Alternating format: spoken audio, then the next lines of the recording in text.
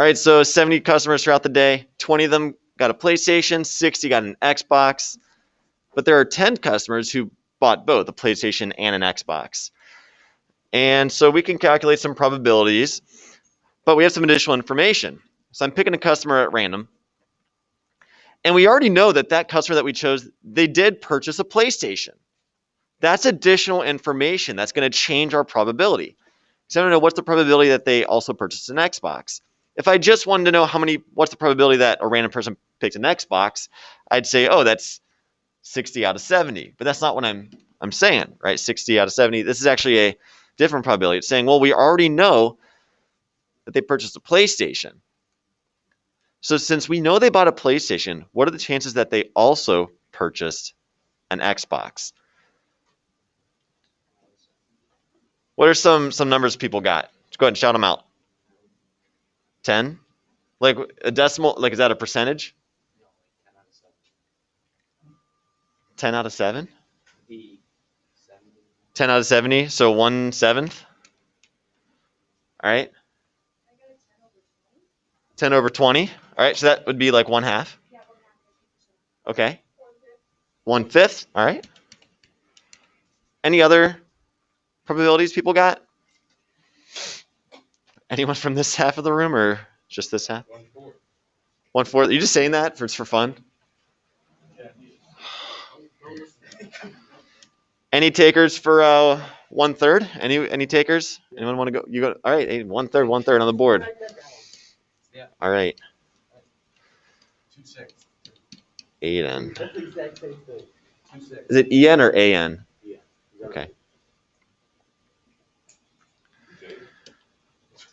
Facts. All right. So that's Aiden's. Fingers crossed. He's not right. I did. And you tried. Yeah. He is. Which one was yours? 1/2. Oh, you think 1/2? 2 of them. All right. Well, how'd you figure that out? Slim? Must be 1/3. No. You're the 3rd. You took the one and drew it as a third. Take the one I had divided by 3. Why did you divide by 3? Because River's rule. Oh, the river rule. Does anyone feel like when they leave this class, they're like at a lower intelligence level than when they walked in? Yeah, that happens. I apologize for that. Take every number and divide it by 3. Okay. Great. So I've asked you your grade. You give me a number like 90%.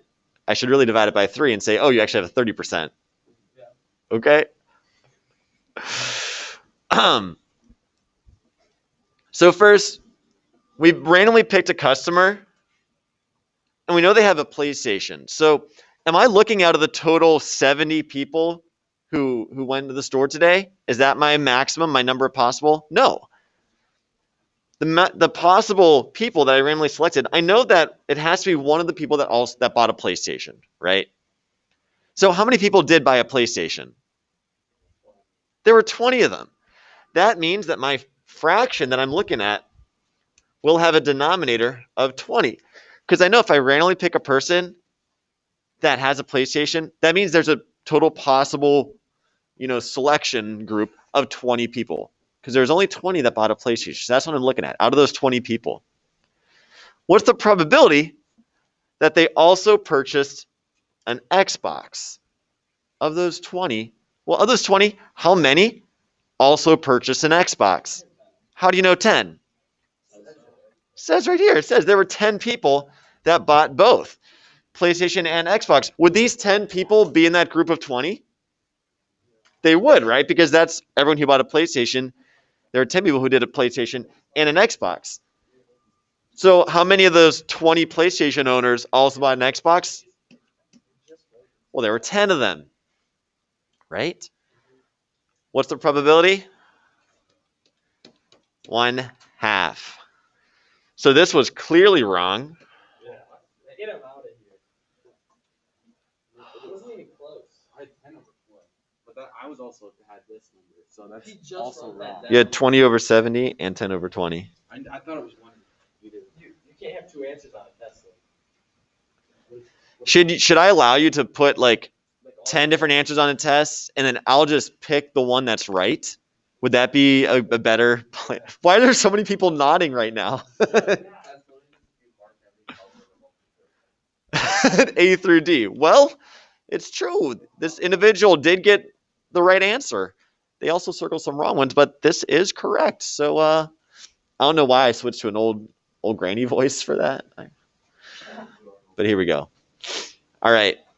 So calculating a probability when you have additional information is called conditional probability. Dun, dun, dun, dun. And that's our third learning target. Conditional probability.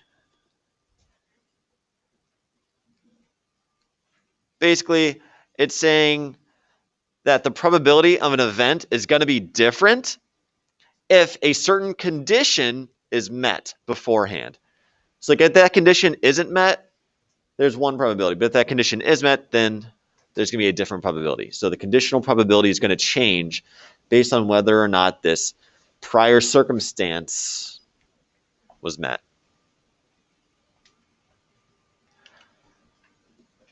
Like if I said, what's the probability that if I pick a random student from this class, that it's going to be a boy? All right. Is there a 100% chance that I'm going to select a boy from this class? No, because there's some boys, there's some girls, right? It could be, it's not guaranteed that's going to be a boy, right? So that probability is less than 1, right? I don't know, without counting, let's say maybe 60%. I think there are more boys than girls in this class, right? So 12%? You really can't count, can you? Now, a conditional probability would be if I change it up. What if I said I'm randomly selecting a student from the boys' basketball team? What's the probability that it's going to be a boy? Is that going to be higher than the probability of me randomly picking someone from this class and it being a boy? Yeah, there's a different condition. I'm saying it's not just any student, it's specifically a student who meets the condition of being on the boys' basketball team. Well, now the probability of selecting a boy out of that group is going to be much, much higher, right? So that's a conditional probability. The probability of selecting a random student and it being a boy changes based on the condition that I'm setting forth ahead of time.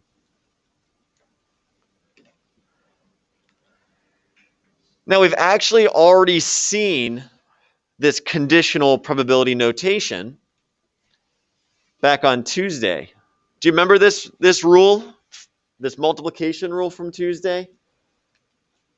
For a dependent event, right? If one event depends on the outcome of the other. Kind of like if I was drawing two aces out of a deck, right? Drawing that second ace depends on whether or not I got an ace that first time, right? It's going to make a different probability. And so the way you'd calculate the probability of event A happening followed by event B, well, you calculate probability A, but then I don't just calculate probability B. I calculate probability B assuming that or given that A has already occurred. This is a conditional probability, right? Probability B is different if event A happened first. That's different. This condition was met. That's going to change my probability. So that last piece is our conditional probability. Now, what if we take that formula? Boop. Since this right here is the conditional probability of B given that A has already occurred, could we do some fancy algebra and solve this equation for that conditional piece? Like, how could I get that conditional probability all by itself on one side of the equal sign? What would we have to do? Perfect. Yeah.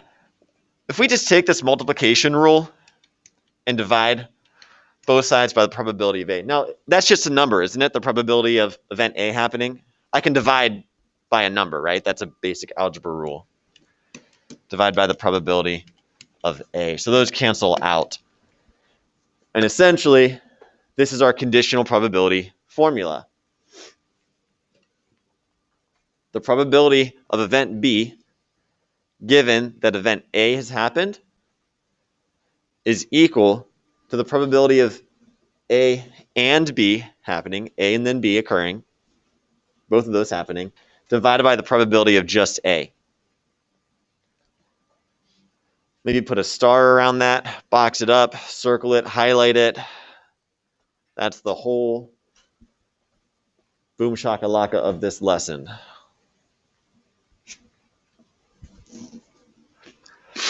And remember, this right here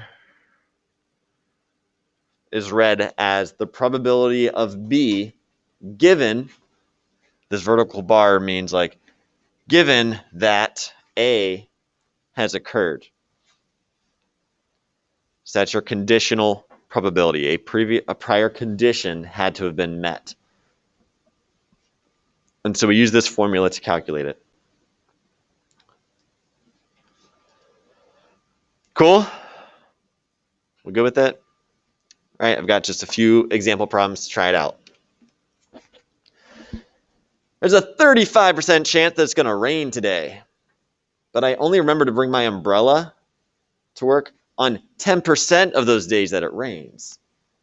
So what's the probability that I'm going to remember my umbrella today? Given that, so I'm given information, given that it's currently raining. So let's try to break this down. Boop. First, what are events A and B in this situation? What are the two different events that I'm checking the probabilities of? Raining, and what's the other thing? Bringing my umbrella. Okay, we need to specify that. All right, so we'll say A is the probability that it's going to rain.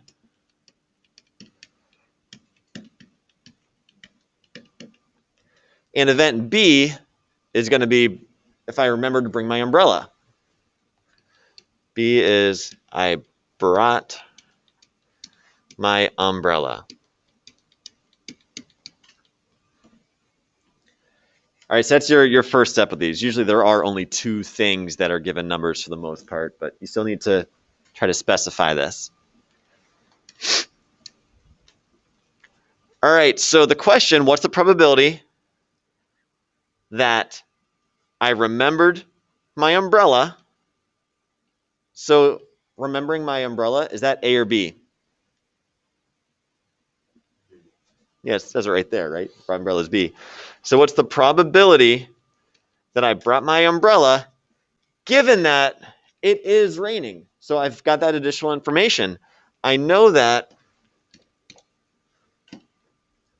given that it's currently raining. Well, raining is A. So what's the probability that I brought my umbrella given that it's currently raining, right? I've got this additional information already. Let's just use the formula. All right, the probability in the numerator is the probability of both events occurring. What's the probability that it's raining and I brought my umbrella?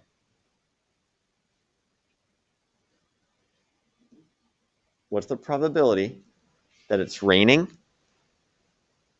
and I brought my umbrella?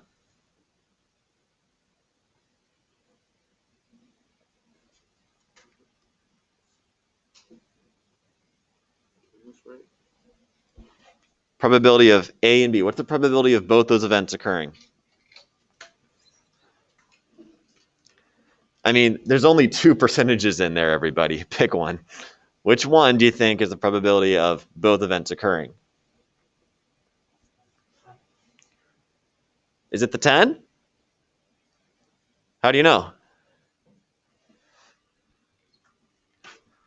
I only remembered to bring my umbrella 10% of the days that it rains, right? 10% that I brought my umbrella and that it's raining. Isn't that both events occurring? That's 10%. When I'm doing a mathematical calculation with a percentage, do I use percentage? Should I put 10 in this equation? No, we convert it to a decimal. So 0.1 or 0.10. That's the probability of both events occurring. I need to divide this by the probability of event A occurring, right? The given event. So what's that percentage? Yeah, there's only one other number, right? So there's a 35% chance that it's going to rain. Well, that's A, right? The probability that's going to rain today, it's 35% chance. As a decimal, that's 0.35.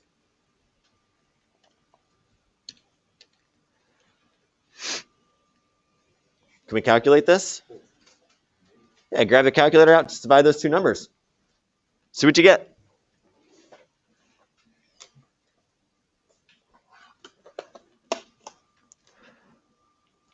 Point 1 divided by 0.35 equals. You can just leave these as decimals. If you want. I know you all are able to convert from a decimal to percentage. So just to keep it easy, let's just rate it as a decimal, and we'll round to, let's say, 2 decimal places. Okay, the nearest hundredth. So what'd you get?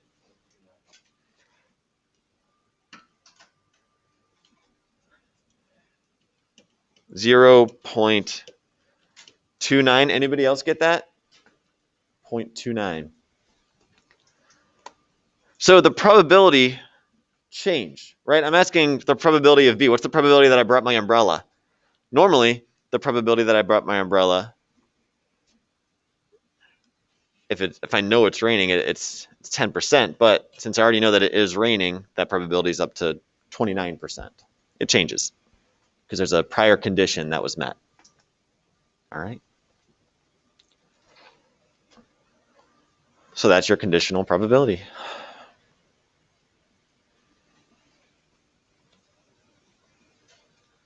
Any questions?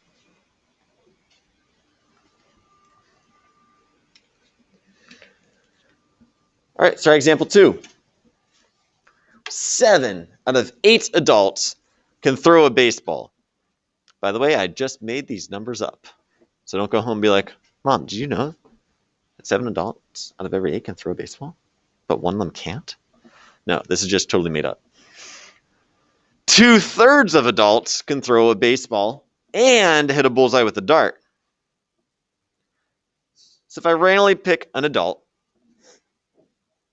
and I know that they can throw a baseball, what's the probability that they can also hit a bullseye?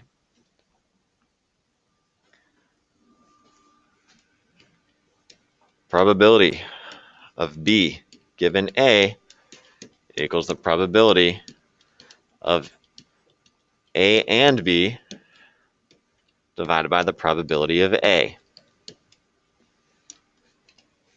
All right, try this one on your own. Pretty straightforward. I'll bet you all can get this.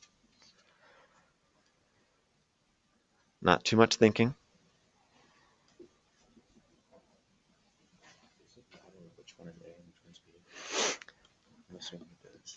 Because the denominator is the event that you're given already. Bless you. So the denominator has to be the event that you know the probability of on its own. So in this example, I only gave you the probability of one of those 2 events on their own to make it easy for you.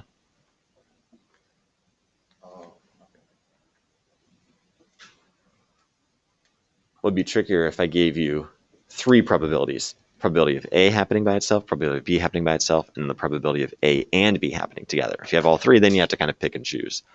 But for these ones, I only gave you 2.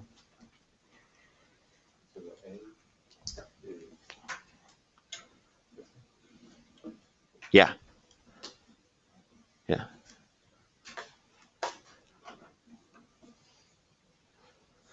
Those are nice drawings. Why is Slim not so slim in that picture? I don't know. It just draws me like to make me a little bit wider than everybody else. I don't call that a little bit wider. I'd call that like tractor tire. Is this right?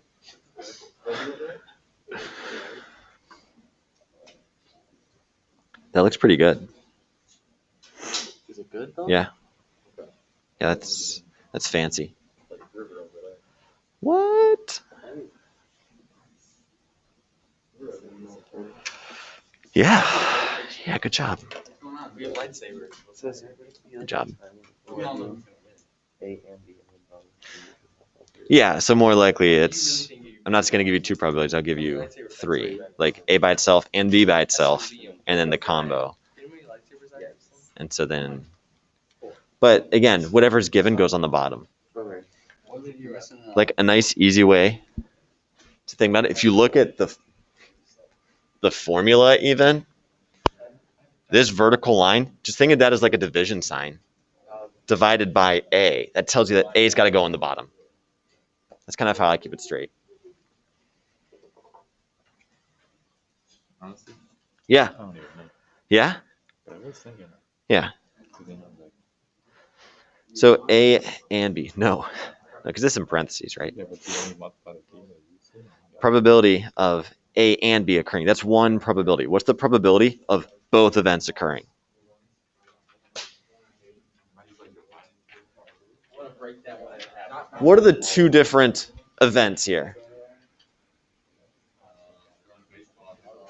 All right, so let's say A is throwing a baseball.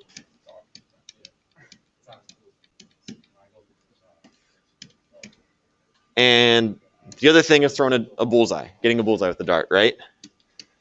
B equals dart. Those are our 2 events, all right? And I'm asked, what's the probability that they can hit a bullseye given that, like, what are we given? Well, we're told that they can throw a baseball. We're told that. They can definitely throw a baseball. I know that. So I picked someone and I saw them, oh, they can throw a baseball. What's the probability they can also throw a dart or hit a bullseye? And so this is what we have to fill out right here. So it's the probability of B given A is the probability that they can throw a dart given that they can throw a baseball. That's exactly what this question is saying right there. They can throw a baseball. That's given to us, right? What's the probability that they could also throw a dart at a bullseye? And so probability of A and B is the probability of both events occurring. Well, what's the probability that a randomly chosen adult can do both? Can throw a baseball and hit a bullseye? It's 2/3. Right? It says 2/3 can do both. Throw a baseball and hit a bullseye. Right? 2/3 can do A and B. That's that probability in the numerator.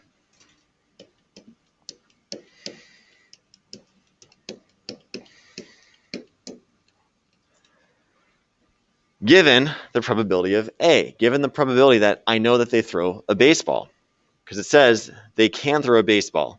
Well, what's the probability that an adult throws a baseball? 7 out of every 8. That probability is 7/8. So probability that they can do both divided by the probability of what they're given. Just that one thing by itself. So it's like, I already know you can throw a baseball. Now, some of the adults that can throw a baseball can throw a baseball and get a bullseye. So what's that value? And that's what we're looking for right here. So you just divide these 2 out.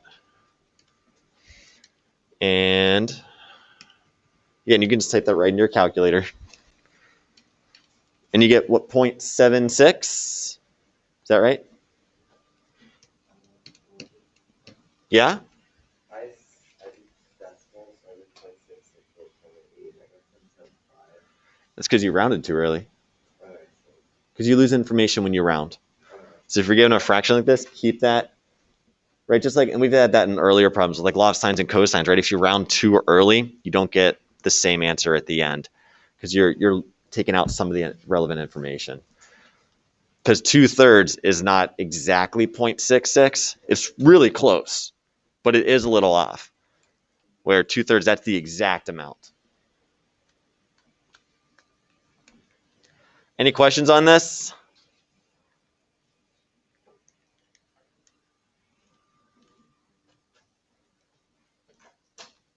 All right, should we try the last one?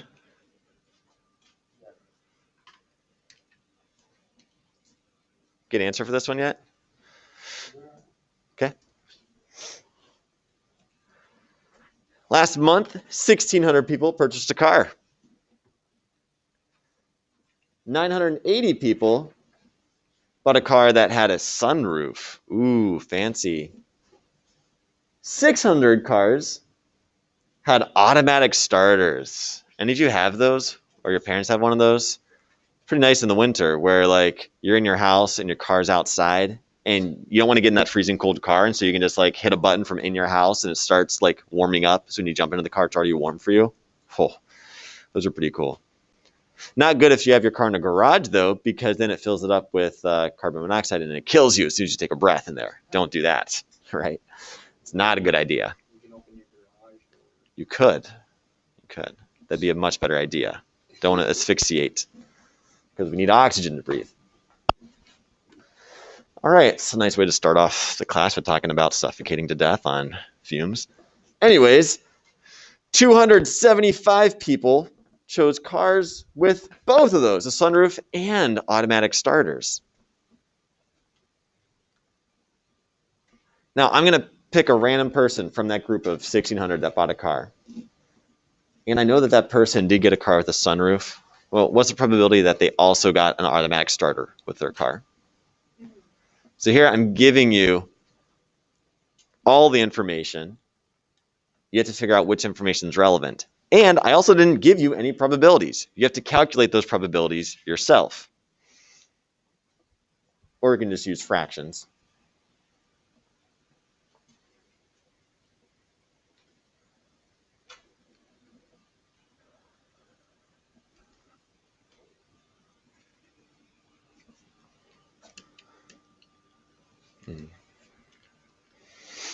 To help you out, event A should always be which one is given, like in the question. So in my question statement, what information was I given? What was I told that that customer definitely does have? Good, sunroof. So A is going to be the probability that the person got a sunroof, because we're told that that random person did have a car with a sunroof. I'm going to know what's the probability that that person's car also has an automatic starter. So A is going to be sunroof. B is automatic starter. I bet you all can get it from here.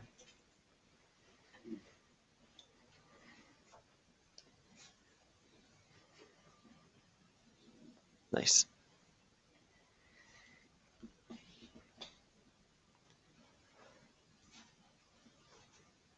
Yes. Yeah. Yeah. I did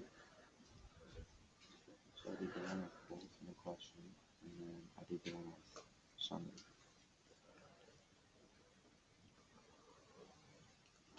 What'd you actually divide out? That is that way. What would that be?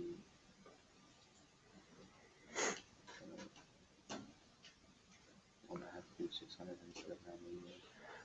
The numerator is both. I got that. 270. Yep. So that's the numerator. That's up top. The denominator is just A.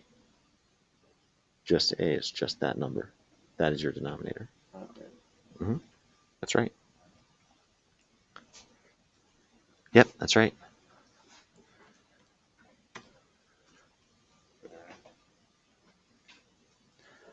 So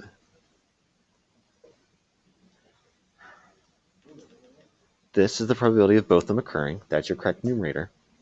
But it's not just that number. It's got to be this number out of the total. So these are probabilities of events occurring. So if I said 275 people buy cars with both of them, the probability isn't 275. Remember, probability's got to be between 0 and 1.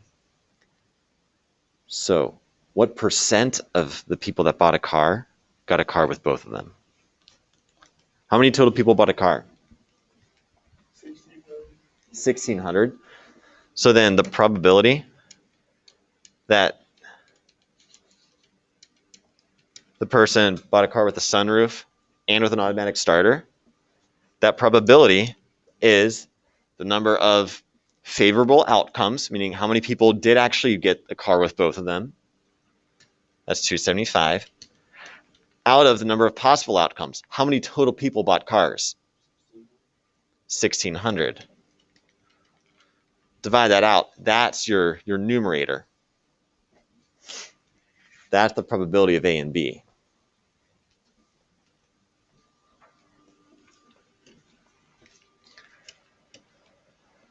So the probability of B given A is, that's going to be our numerator right there, right? The probability of A and B occurring.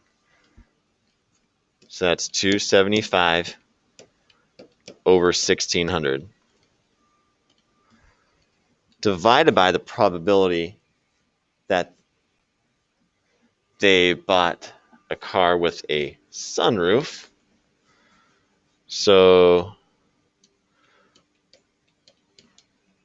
oops. How many people bought a car with a sunroof? Yeah, 980. Right? That's 980 bought a sunroof out of how many people that bought a car? So that's going to be our probability of A, whatever that divided out would equal. 980 divided by 1,600. So over here, that's our denominator. 980 over 1,600.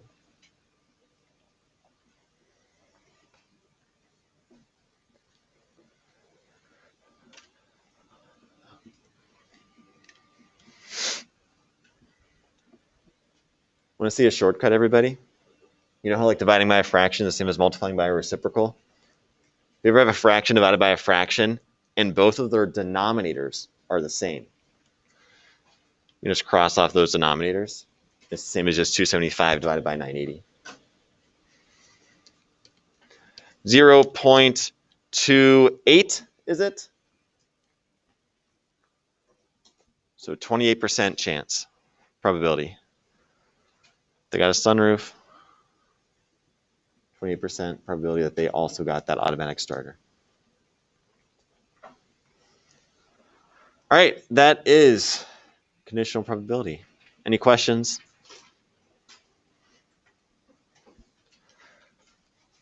Any questions from home?